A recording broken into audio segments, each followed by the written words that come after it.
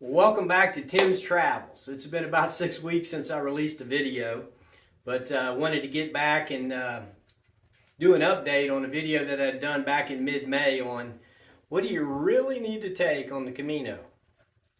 And specifically, I went on the Camino Frances back on June 1st. We left on June 1st, my son and I, and we got back home July 13th. So we were gone for about 43 days. We walked from June 4th to July 7th. My t-shirt that my brothers and my sister-in-laws got for us when we returned. And really nice little t-shirt there. They showed our route, and I talked about our YouTube channel. So I was very impressed when I got back and received these t-shirts for walking the Camino. But we walked over 500 miles. It took us, it was 32 days to walk it. But it took us a couple days to get over there and a couple days to get back. So anyway, it was a great trip, and looking forward to doing the next Camino next year. So we're going to do a different route next year, probably the Portuguese route. So anyway, what I wanted to do was an update, because the last time I did a what do you take on the Camino, as far as a packing list goes, I ended up carrying too much. You should only take about 10% of your body weight, and I had about 16% of my body weight, so I was carrying too much stuff. And I wanted to show you what you really need to take, and I have some items that are optional that I took that I don't really think you need, because I may have only used them once or twice during the walk. So it made me think, well, did I really need to bring it? That's just extra weight. One thing that they talked about on the Camino is, and you've probably heard me say this before, but ounces add up to pounds, and pounds add up to pain. So when you walk every day, and we walked on average of about 24.5 kilometers, or roughly 15 miles a day for 32 days. And we did take a couple rest days in the big cities of like Burgos and Leon and then Santiago. But for the rest of the walk, it was 15 miles a day carrying the backpack. So you want it to be light. So you want to keep it simple. So I want to show you what I recommend you would take. If I was to go back tomorrow, knowing what I know after being home for 6 weeks, and they said, you're going back tomorrow, pack your bag, here's what I would take, okay? So, first off, I had a Osprey 50 Atmos 50L 50 liter backpack that I took, and I got me a patch when I was over there for walking the Camino. This is a great bag. However, if I go back, I will buy a different bag. And the reason for that is this bag is just too big to take on as a carry-on on the airplane. So what I had to do is I had a really nice nylon duffel bag. And after I loaded all my stuff, I put my backpack in the duffel bag, and I had to check my duffel bag, which was like $65 on top of my airfare cost. So I packed my, my backpack into the duffel bag, and then what we had to do was check it in at the airport. And then I was hoping that it was going to get there, because we flew from Charlotte International Airport straight to Madrid, and we had a 5-hour layover, and my luggage had to get moved over to a smaller plane, an Iberia plane, and it flew us to Pamplona. And that's where we stayed our first night. After we got over to Spain, we stayed in Pamplona at a albergue, and then got up the next day and took a bus for about an hour and 45-minute ride up to France, over the Pyrenees Mountains to Saint-Jean-Pied-de-Port. So I was fortunate enough when we got to Pamplona that my bag actually showed up in the duffel bag, and we didn't lose our bag. There were people on the bus going from Pamplona up to St. John to get started that their luggage didn't show up. And they had to buy all new stuff at St. John because their luggage was going to be late getting there. So anyway, that would not be a good thing. So if I had to go back over, I would get a smaller bag. And the bag I would get, I like Osprey, and Gregory's a good bag. There's some really good bags out there. My son actually took a 40 liter. I would get a 36 or a 40 liter backpack. That's all you need. Because the bigger the bag you get, the more stuff you're going to want to take, and you're just going to really load yourself down. Plus, you're going to have to check it at the airport, and that's going to cost you more money. Because I had to check it and pay $65 going over, and I had to check it coming home, you know. And the duffel bag itself, which was really, you know, heavy, the duffel bag itself was heavy. So when we got there, I had to, at the albergue that we stayed in St. Jean-Pied-de-Port, I had to leave my duffel bag behind. I donated it. And it was a really nice duffel bag. So when we came back, I had to go to a Decathlon, which is like an REI or a Dick's Sporting Goods or, you know, an outdoors place. And I had to buy another duffel bag to be able to put my backpack in it to be able to come home. So that was money that I didn't need to spend, but, you know, you learn, right? So if I was to go back over, I would get a 36 to 40 liter or less, because you can then check it on, carry it on the airplane, not have to check any baggage. And I highly recommend that you do that, because that's what I'm going to do next time and save some money. And you want to know when you get there that you got everything you need with you as a carry-on. My son had no problem. He had a Gregory bag. It was like I think his was like a 40 liter, 44 liter. Had no problems being able to walk on the airplane with it and leave with it. The other thing I wanted to tell you about is walking sticks. I have 2 sets of really nice black diamond walking sticks. And we were going to take these with us, but then we found out that you can't carry these on the airplane because they're considered a weapon. I guess it's got sharp, I've got rubber ends on these, but they're sharp tips. And they consider these a weapon. So depending on the airlines and where you're going through on TSA and customs, you know, you're not going to be able to take these on the airplane. If you can get them on the airplane, you're very fortunate. I didn't want to risk checking these. I get there and they don't show up. They're very expensive. So what my son and I decided to do is we ended up leaving our sticks at home. We got over there, and at St. Jean-Pied-de-Port, right before you get ready to walk, when you get your pilgrim's pass, right there's a couple little shops, and they have some really good walking sticks. As you can see right up here is the walking stick I actually bought for €11 or $11. Right now the euro is like $1 is equal to €1. It's, you know, pretty much even. But that's the stick that I took right there. And by the way, these are my certificates that I got from walking the Camino Frances. I've got 3 certificates. One for going all the way from St. Jean-Pied-de-Port to Santiago, one for walking the Camino, and the other one was the halfway mark in Saguin is the central halfway mark between St. Jean-Pied-de-Port and Santiago. So if you go to the municipal albergue there, they will issue you a halfway mark certificate. So I got those, but I recently got them framed. And the other thing I did over here is I actually took all my, when you get to St. Jean-Pied-de-Port, as you know, you get a pilgrim's passport and they stamp it, and then every town you walk through you get stamps. And then when you get to Santiago and you go to the pilgrim's credential office to get your certificates, they want to see your pilgrim passport.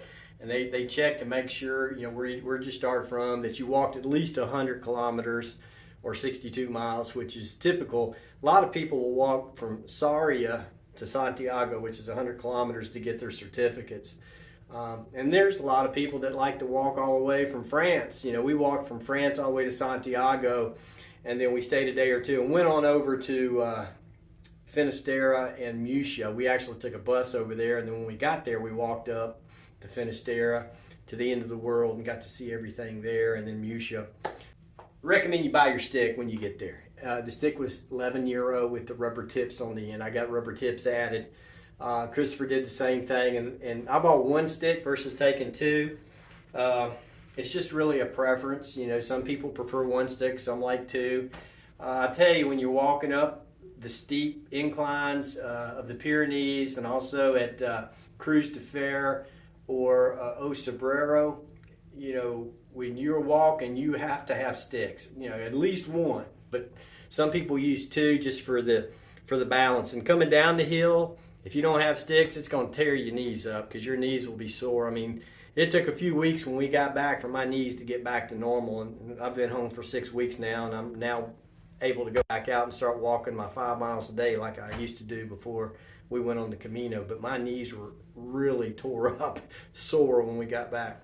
Okay, So let's talk about what you really need to take. So I've got the camera angled low so you can see exactly what all we took. One thing you want to take is a good pair of boots. This is going to be your lifeline right here, because your feet's the most important part of your body. When you're walking 15 miles a day, you want to take care of your feet. And you want to get a good pair of walking shoes. These are called Solomon, and they got a lot of wear. I got these about 6 weeks before we left, and I broke them in real good walking around the neighborhood and going on some hikes. But they did me really well. I used these to go over the Pyrenees Mountains, and then once we got to the Meseta, which is like a 7-8 day walk, I switched over to my trail running shoes. And these are Hoka's, and they're very spongy and very cushiony. And these were worn during the Meseta, which is when you're walking through the plateau, the flatland, a lot like Kansas, flat wheat fields everywhere. Anyway, these were good for that. I will say the boots, though, I switched back over to the boots after the Meseta. And I didn't have any blisters with the boots. I did experience a blister with the Hoka's, but I think it's because of the toe box. I just had a lot of issues with this being a tighter toe box than what I had on my Solomon.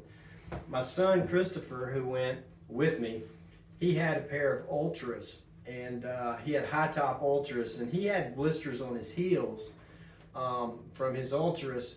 There are other people that wore Ultras and had low tops, and they had no problems at all. So Ultra is a good shoe. You just need to break them in, and I'm not sure Christopher broke his in well enough before he went. But he also took a pair of Hoka's, but for some reason he had a lot of blisters. He just struggled with that. One of the things you want to do, though, with your feet is you want to take showers. Once you get to your albergue, you get there, you take a shower.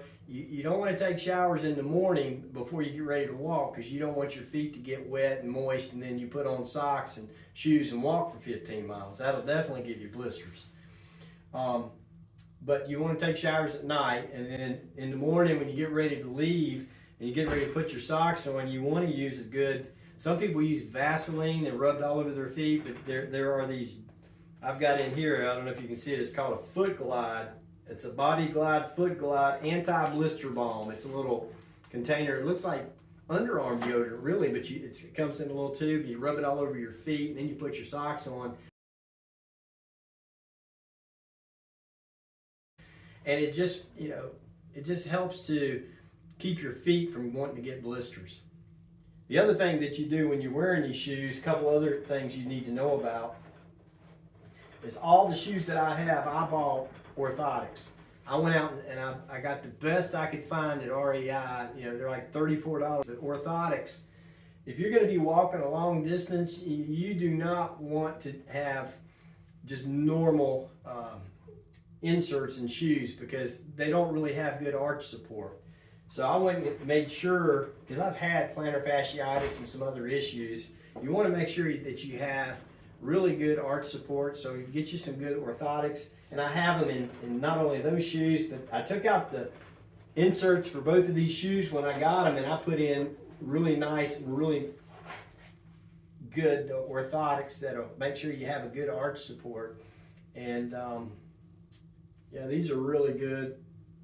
It's called, let's see here, Power Step, and it's a Pinnacle Plus, but they're designed to make sure you maintain a good arch, because your arch will impact your gait when you walk.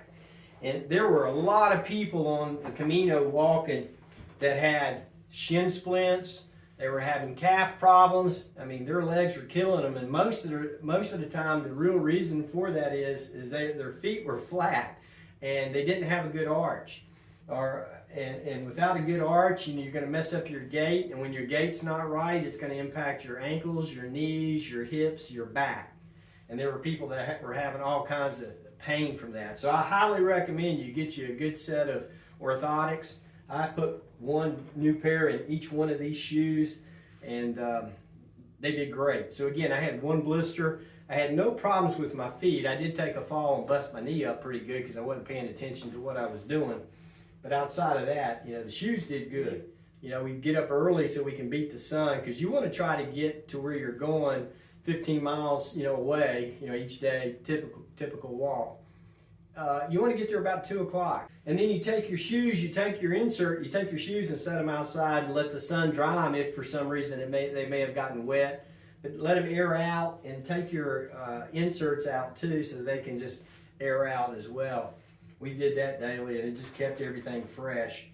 The other thing too is once you get to the albergue, you quickly switch over to your flip-flops. Now I used what's called OFOs or OFIs. I don't know how you want to pronounce it, but it's OOFOS, OFUs.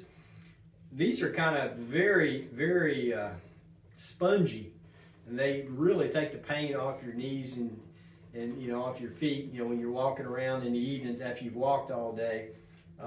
They're kind of like Hocus. They're very spongy and soft, and you can. I took showers in these, and they came in very handy. So I really like these. These are very good shoes. So I took 3 pair. Did I need all 3? No, I could actually have walked the whole Camino in my Salomons. But I felt like, you know, I would take some tennis shoes just to be safe in case these caused me problems for whatever reason. I had another pair I could switch over to. So that was the logic. Okay, so that's enough about the shoes. The socks, you want to take 4 pair. And the reason why I say that is because I wore 2 pair of socks in my shoes. And they're thin wool. These are merino wool. Everything that I took was either wool, bamboo, or polyester, I guess. I didn't take any cotton. You don't want to take any cotton, kind of like his cotton t-shirt. You wouldn't take cotton because cotton, you know, it doesn't wick off moisture very well. It also, if you sweat in it, it's going to stain and stink. You take wool, you wear wool, wool dries very quickly. It doesn't have any odor. It's just unreal. So we wear, you know, like I said, you want to grease your feet up, you know, use a balm, a foot balm or a Vaseline.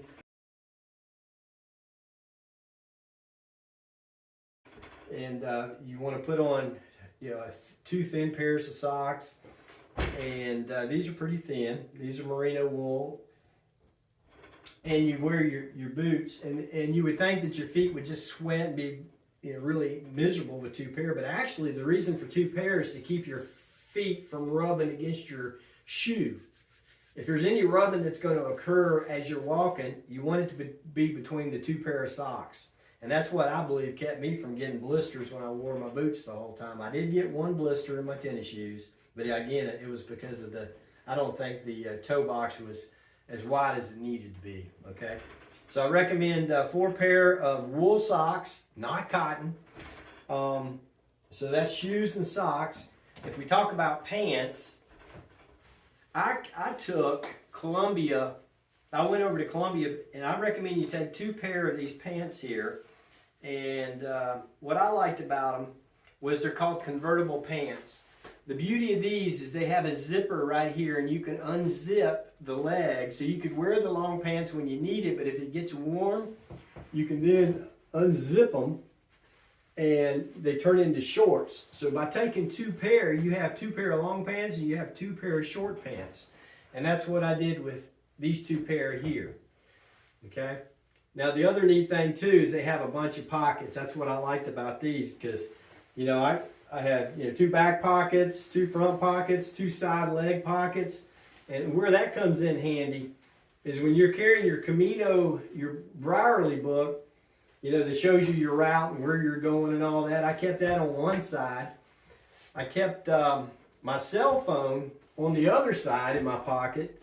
And then, you know, you have room, you just have pockets that you can put everything you may want to carry with you. So it came in handy. So we'd recommend taking 2 convertible pair of pants. So you have both long pants and short pants. The other thing you could take, I got a few items that on a chair over here that they're optional. You can add, and I'll talk about them at the end. But so 2 pair of convertible pants. And I did take 1 extra pair of shorts, and it's the shorts I have on here. They look just like those, except that they didn't have the zipper piece. But you know, that would be optional. You don't have to do that, because really, if you wear a pair and you get to where you're going, you take a shower, you can take a pair of shorts. You can take a pair of shorts for the evenings and when you're walking around in your flip-flops. And then the next day you're wearing the next pair of pants. But when we got to our albergue, we would very quickly go down, and they have washers and dryers, or they have wash basins that you can use to quickly wash your clothes, hang them up on a hanger if you want to do that. You can get a washer and dryer for €3-4, €3 for a washer, €3 or €4 for the dryer, and pay it that way, or wash it very quickly in the basin and hang it up, and it'll dry, because you get there at 2 o'clock, and from 2, it doesn't get dark. We went in June and July, and it didn't get dark till about 10:30. You know, it was daylight all the way up to about 10:30. And the sun would come up around 6:30, 6:45 in the morning. So, you know, you had plenty of time to get your clothes dried. The other thing that we got was the merino wool. I like merino wool. I took 3 shirts. I took this merino wool shirt here. It's a long sleeve. You can say, well, why would you take a long sleeve in June and July? Well, you'd be amazed at how many cold mornings that we had when we were out walking. So I took 1 long sleeve merino wool shirt, and I took 2 short sleeves. And, you know, the long sleeve came in handy. We get up early, 4:30 in the morning, because we wanted to beat the heat. But in the morning, it was cold, wind, and you get up on top of some of the mountains like Cruz de Ferra.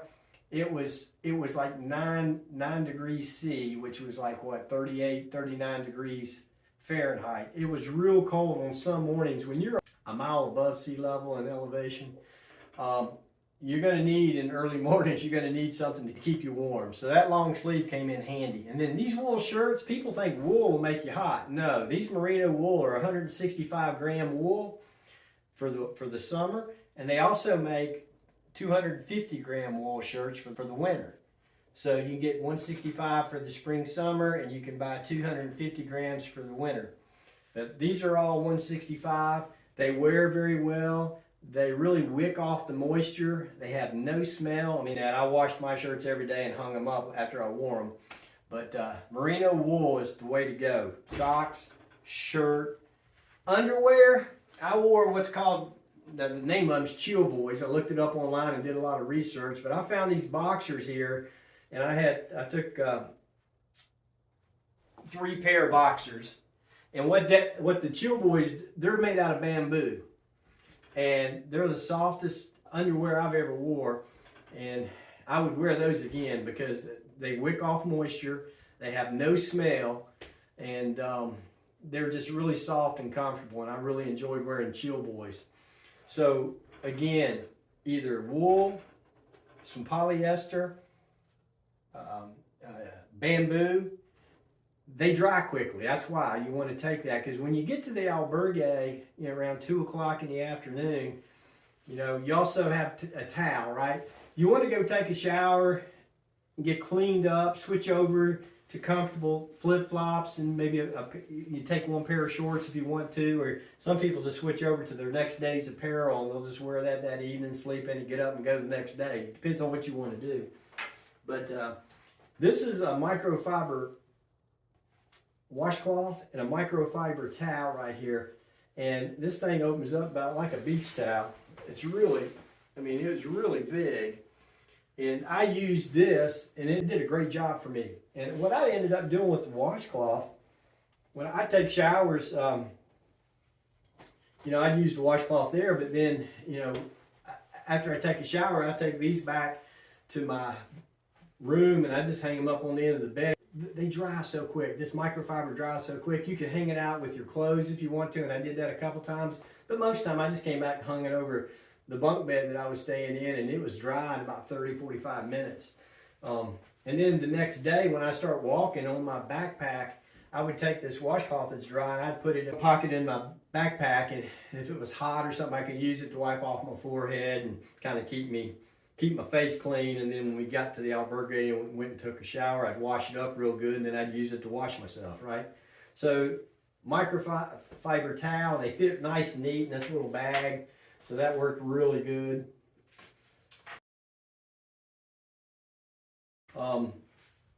The other thing when I'm talking about washing and showering and stuff, I got to share with you. There's a soap, Dr. Bronner's soap. It's really, he's been making soap since 1858, it says. It's organic palm oil. This came highly recommended when I was doing my research, and it comes in different scents, but the different scents that it has. This one's almond. It's called All One Hemp Almond Pure Castile Bar Soap. It's really organic. You can use this soap on your hair as shampoo. You can use it on your body, and you can use it to wash your clothes. And that's exactly what Christopher and I did. And I got the almond and also got some peppermint. I used the peppermint bar for, you know, washing my clothes, and then I used the almond bar. And I went through 2 almond bars and 1 peppermint bar. The peppermint was for my clothes for 6 weeks, and then these here got me through for 6 weeks. So worked out really good and highly recommended. Got it off of Amazon. It was one of Amazon's choices. They're like $4.75 a bar. A little expensive, but they last, and it works great. Matter of fact, since I've been back, I've already ordered some more, and this is my go-to soap now here at home. Okay, so we've talked about the shoes, we've talked about the wool clothes, the bamboo shorts, you know, the polyester pants. The other thing you need to have, and we talked about the microfiber towel. This right here, this little bag here, basically just has a nylon black bag in it, and what that's for is your covering that goes over your backpack. So if it's going to rain, you want to have a cover for your backpack. Some backpacks, when you buy them, come with a cover that you can, it's kind of like covers it up, so if it rains, it won't get your bag wet. That's important. So that's what's in here. The other thing you need to have, and this is by Sapphire Rose, this is a poncho. And the poncho, when it rains, and we were fortunate in our 32 days of walking, we only had 1 bad torrential rain day, and that was when we were coming into Saria. It rained for about 3 to 4 hours straight, torrential, and we were walking in it, and our feet were wet. But the poncho is big enough to cover you and to cover your backpack and keep everything dry. Now the other more important piece of the packing is making sure you have what's called, this is a Sea to Summit, but it's a bag, and they're waterproof bags. You got different sizes, but this is Sea to Summit, and it's made out of Cordura, which is a DuPont product, maybe an Invista product now, but anyway, there's different sizes. I purchased one of these bags to be able to put a pair of shoes in, because when you are wearing one of your shoes, the other shoe is going to be in your backpack. Now keep in mind, when you're walking on trails, you're walking, you know, where cows and sheep, a lot of farm animals are walking across the road, messing in the road, and you're stepping in it. So you want to make sure that you have a bag for your shoes, and you put your shoes in the bag, and then you put your bag in your backpack, right? I would recommend you do that. The other thing too is all my clothes, I would roll them up nice and neat, roll them, and I'd put them in a bag. My underwear and my socks would go into a smaller bag, and then any of my cables,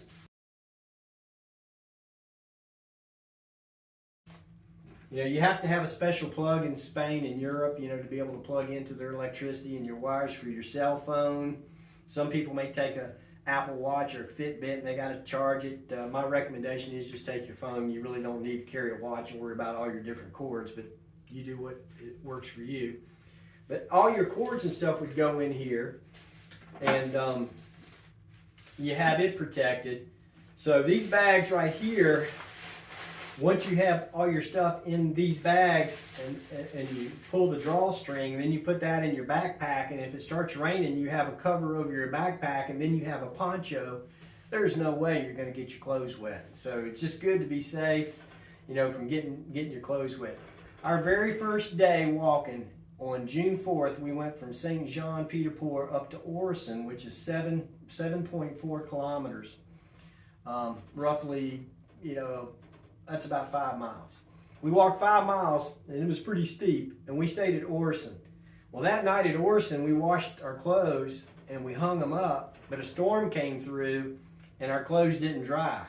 So we ended up having to pack wet clothes back into our backpack, which added weight, to walk on up to Roncesvalles as our next stop. And so that was a key learning for us. So wherever I could find a washer and dryer, I tried to use those as much as I could. But you know, the other thing too is make sure when you get to your albergue, you know, first thing you want to do is go in and take a shower and put on your clean set of clothes, but then take your dirty clothes and go get them taken care of immediately. Go get them washed and hung up, or washed and dried in a washer and dryer if you want to pay the extra amount. Highly recommend that. But these bags here kept me from getting anything wet, and highly recommend it. It's Sea to Summit. You can get these at REI. Speaking of which, most everything that I purchased, I bought either at REI or Columbia Sportswear, or I ordered from Amazon online. I got my Chill Boys and my merino wool shirts online, and Merino Tech is the outfit that I bought them from. I'm not sponsored by anybody. I'm not, trying to. I'm just sharing with you what I did, and mainly so that this would help you as you prepare for your trip to keep it simple. And again, keep it less than 10%. The other thing you need is a hat. This was a great hat. Some people take baseball hats and they get their ears burned. But the beauty of this hat here, I took this hat and it covered my ears. I didn't get any ear sunburn. I did get a little bit of neck sunburn, and that's why you got to take some sunscreen. But this hat right here was perfect. It's weather resistant. It's got a band of ventilation around the top where you can let air flow through, and that worked really good. But I love this hat, and you probably saw this hat on the videos. But this hat I would take back in a skinny minute. So the other thing you need to have when you're at the albergues and you've changed over to comfortable clothes and your slippers, you need to get you a little day pack. This little day pack here, it's got a little string. It's nothing to it. It's just like a nylon bag.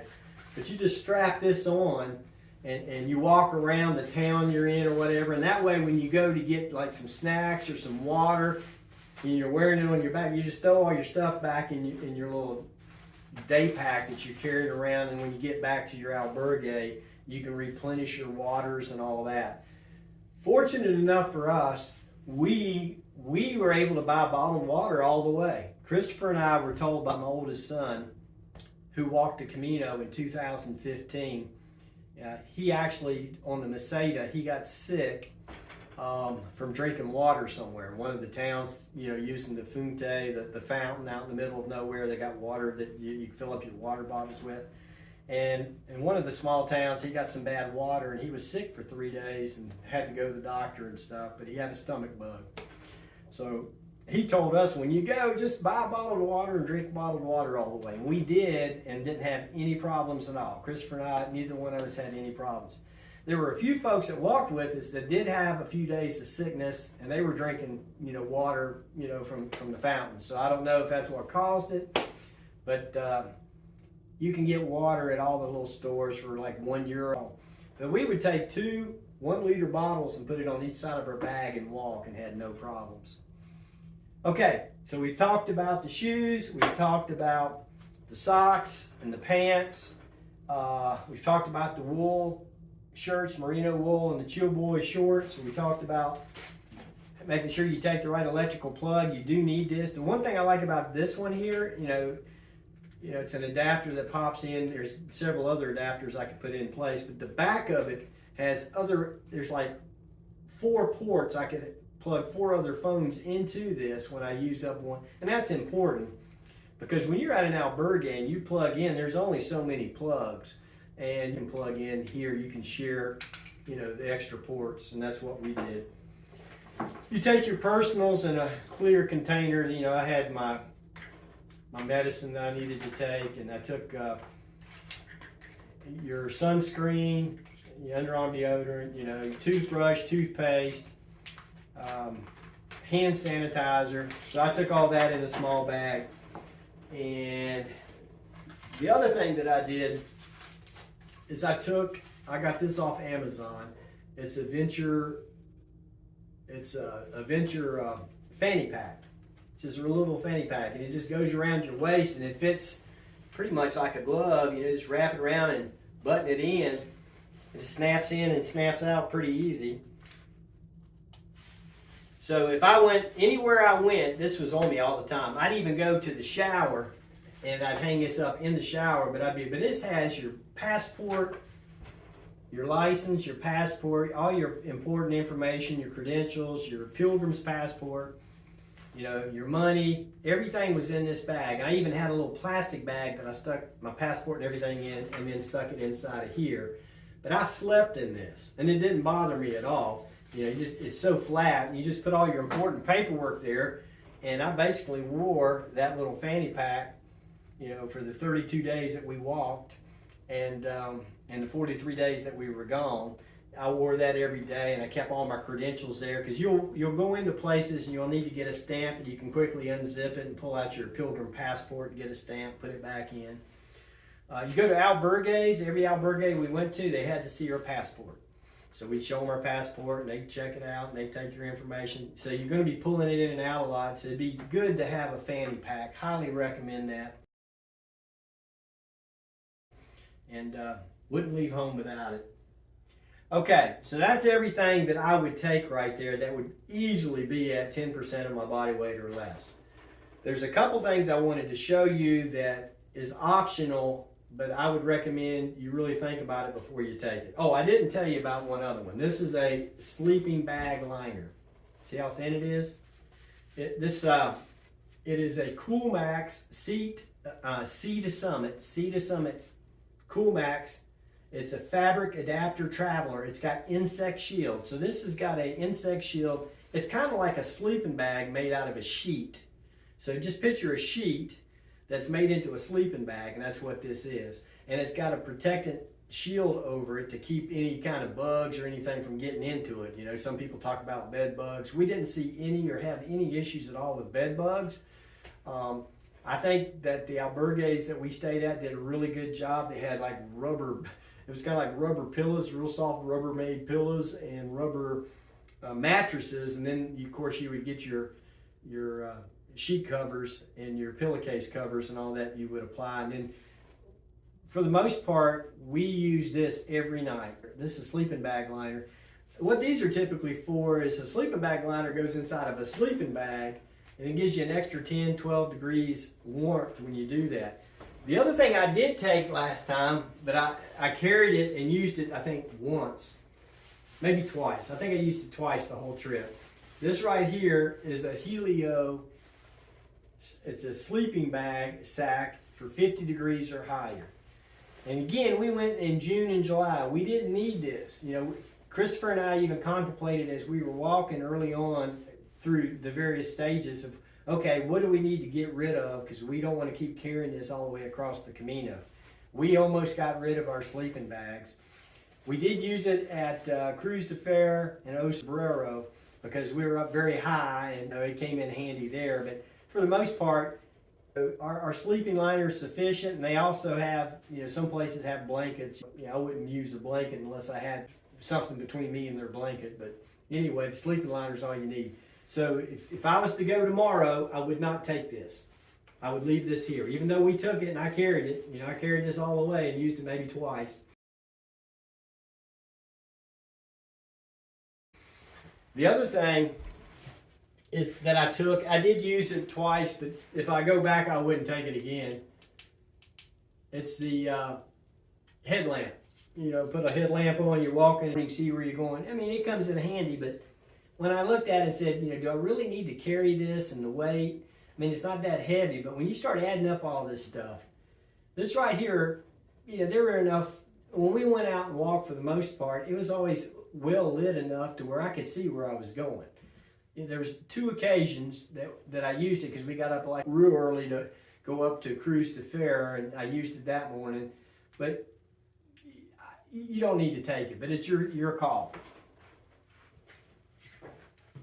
The other thing too, it's up to you, but you could take a pair of shorts, you know, if you want to sleep in some shorts, or you want to have a pair of shorts that you could swim in. I took a pair of shorts. Like I said, I wore these shorts and these 2 pair of long pants, convertible pants, and I did take an extra pair of shorts, but I never used them because I had the shorts on here, and I ended up just sleeping either in these, or I went ahead and got ready for my next day and put my clothes that I was going to wear early in the morning, put them on, get in my sleeping liner, and get up the next morning and go. So you can take these. You know, I carried a pair of shorts the whole way. And the other thing is, if you're gonna need them, you can buy them when you get there. Because whatever you may feel like you need, you can get it there. There's stores over there no different than here. So keep that in mind. And again, we talked about the walking sticks. Buy your walking stick there. There were several of our Camino family members that we walked with that said they couldn't take theirs back home. They bought them when they got there, but they tried to take them home, and their airlines, depending on your airlines and where you're traveling to, they wouldn't let you bring your stick back. So don't invest in expensive sticks and carry them over there only to find out you can't bring them or you can't bring them back. So that would be a bad day. Okay, I think I pretty much covered most everything. So there was one other item I left off that we need to talk about, and that's having a Columbia fleece. It doesn't have to be from Columbia, but you know, I had a Columbia very thin, very thin fleece pullover. And this really comes in handy on those windy days or on the cold mornings. I had talked to you about the wool long sleeve shirt that I'd wear, but I'd also have a fleece, and the fleece was really helpful. So, because there will be windy or cool days. And again, you know, most of the things that I've showed you is for folks that are walking in any time between, say, late May and into August, you know, September time frame. So that, you know, and if you're walking the winter, I haven't walked the winter yet, so I wanted to make sure that you're going to have to revisit other videos to see what's recommended for winter wear, because I haven't been there yet and done that, and I haven't got the t-shirt for that. So just remember to also include a real light fleece pullover, and these come in handy, and it's just like a little, basically it's like a jacket. You know, it goes over top of your little wool shirts, and it'll keep you warm when you need to have that little bit of extra. Keep it less than 10%, and if you do that, I think you'll have a great trip, and that's the key. Just get the right shoes, get the right size backpack, so you're not having to pay to check it in. You know, you want to be able to carry your bag on, and just go with the bare necessities. Buy your water when you're walking. I carried this big Grail container, 24-ounce container on my backpack that I could use, and it had a carbon filter, and I could have used it at the fountains, and it would have filtered the water. I never used it one time, but I carried it the whole way. When you add up all the stuff, I had 27 pounds in my backpack when we started. I got up to Orson, and I thinned out a couple pounds, but I ended up at 25 pounds at the end with the water. When you're carrying water, that's too much. Go with what I've showed you, and you'll be okay. Okay, well, that's probably enough for now. Thanks for watching Tim's Travels. Enjoyed it. I'll be coming back with another video soon on my reflections of what I learned from the Camino. And again, a shout out to my brothers and my sister-in-laws for getting me this nice t-shirt. And shout out to all my Camino family members out there. You know who you are. I'm actually going to put your name in the Reflections video when I do it next. And so we miss everybody. We look forward to doing another Camino trip next year. And until then, buen Camino.